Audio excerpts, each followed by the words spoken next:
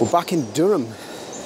I'm going to be doing some street photography, which is not my normal style, but we had a bit of a frost this morning. I thought, oh, I'll try and get out in time and capture that before the sun destroys it. Too lazy, aren't I, really? So yeah, as you can see, there's the cathedral behind me there. We're going to do the loop around Durham City and just go for a photo walk, really, and see what images we can get. And today I'm using the Pentax K5, but with the 55 to 300 PLM, so it's going to be limited. It's going to be stuck wide open, which is not really too much of an issue for this lens, especially at the far end of the telephoto at 6.3, because it's sharp enough. That's the way I use this lens anyway, so that's not going to be an issue.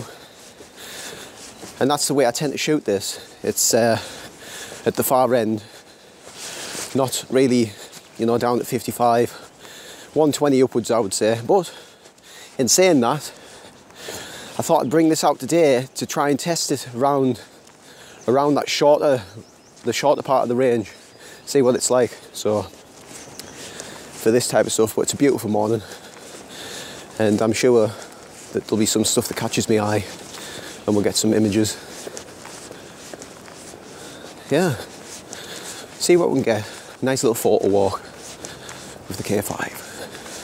So I'm just here on the bridge at the far end behind the cathedral, and we're looking over at it, and I've just taken a PANO shot where I've took 4 shots in portrait mode of the cathedral on the right, the river, and then the trees on the left. And we're going to see if we can stitch that in post and see how that comes out. And I shot that in manual at ISO 80, base ISO on the K5. It's got really good dynamic range for such an old camera, and especially at 16 megapixels. It is good when I've used it before like this. But the sun's coming through now. You can see it's probably looking harsh on the GoPro there. But this is the thing, what I didn't really think of. Obviously, I was accepting that you're going to be shooting wide open on this, but because I was at 55, I'm at f4.5, and I've noticed on this lens it is quite soft, wide open at the shorter end of the telephoto at 55. But we'll see what we get. I'll just show you the cathedral from this vantage point. So that's the sort of view that we're getting there. We'll see how that one turns out. Hopefully it's okay.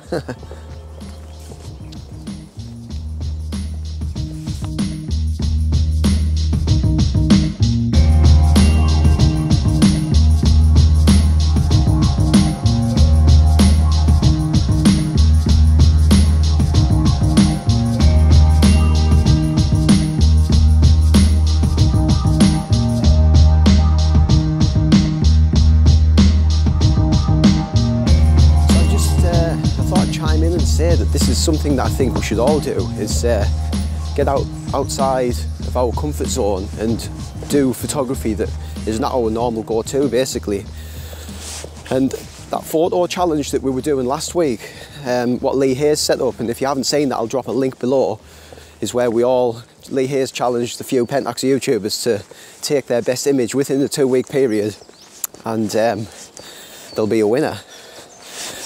But the good thing about that was that it just gets you outside, gets you thinking, and maybe shooting something that you normally wouldn't shoot, which is what it's all about, isn't it? That's how you learn, how you grow, taking yourself out of the comfort zone. And I mean, my entry wasn't the best because it was motocross, and that's what I do all the time. But I suppose I just went to what I know a little bit. But that's what made me think of coming down here today with the camera. I tried to catch the morning frost, but we were a bit too late for that. And yeah, just one of those things. I thought, yeah, let me know if you think the same, that you should get outside and photograph stuff that you normally wouldn't, and push yourself a little bit.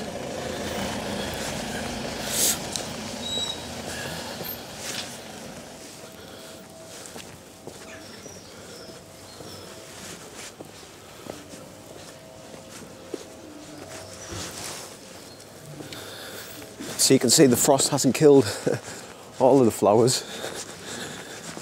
been on and off really, hasn't it? We've been getting nice weather, and then we've been getting the frost. It's been crazy. Just on some of the back streets now, behind the cathedral. I don't know if you can actually see it up there. No, not yet. But yeah, just coming through some of the back streets of Durham. I've never really been around this part before. It's quite interesting seeing all the old worldy stuff, you know. And there's, at certain times of the day you can see there will be good compositions where the light will fall down on these buildings here. You've got the roofs making the diagonal lines of light and shadow. I think that's what lends itself to, typically, I think, in my opinion, to street photography is nice lines and shadows. Lines and shadows, lights and shadows, darks and lights, and lines. See the stonework, it's all been renewed up on the cathedral. It's taken them about 5 years, I think it was. Every time I drove past, they had scaffolding up over the cathedral. It looks good now, like, especially in the morning light. Yeah, it's a nice place, Durham. But it's like one of those things. If you live here, it's on your doorstep. You sort of, what's the word? You don't value it as much as what you do like other places because you're that used to it, I suppose. Looks pretty awesome, doesn't it? Oh, there could be a composition here, I think, actually. We've got light falling through. I think we'll lower the shutter, or heighten the shutter, so we can, because I'm going to try this in manual. We'll put the shutter somewhere like 2000, whatever it takes to darken the shadows right down and expose for the light. I think that'll look quite good.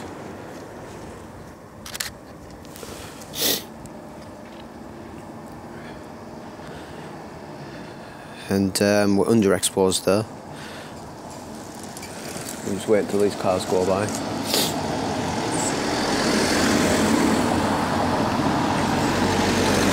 1/250th of a second will expose. We'll see what the exposure is. I should just really check on the back of the camera, to be honest, like.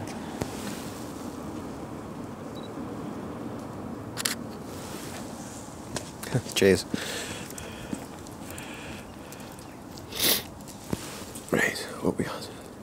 So it's saying with 3 stops underexposed there, but I actually want, like I said, I want it to be, we'll try 2 stops. See what these people look like walking up there, zoomed in a bit.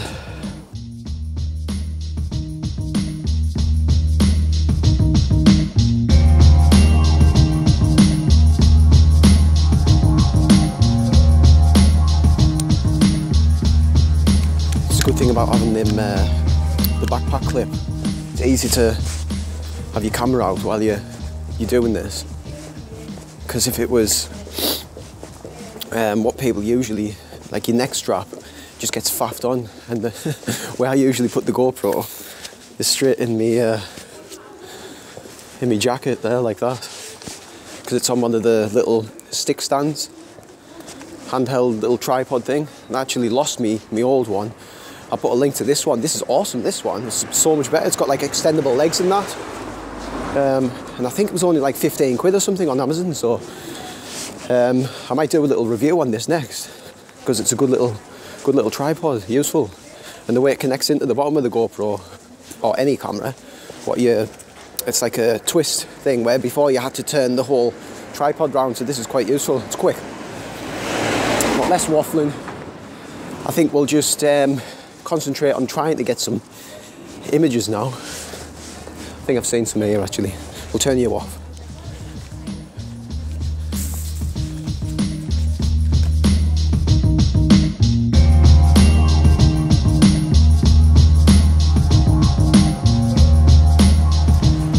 And of course you can't come down to Durham without showing you guys the famous river, really, can you? Durham River. It's in all its glory. Before the flowers start, it's like a little mud fest down here. It's not looking the best, but I'm going to try and take this obvious shot of all the boats lined up. It's pretty cool. They've all got names, each boat. Got some ducks down there. Could I take some shots of some ducks? I probably could. But I might try a few action ones when they come into the water. But yeah, I'm going to leave you with these last few shots, and it's nothing special, just a walk out of the camera, innit? Camera walk. So I'll see you in the next video. There'll be something up next for you to watch. Click on that and have a binge watch. Ta-ta.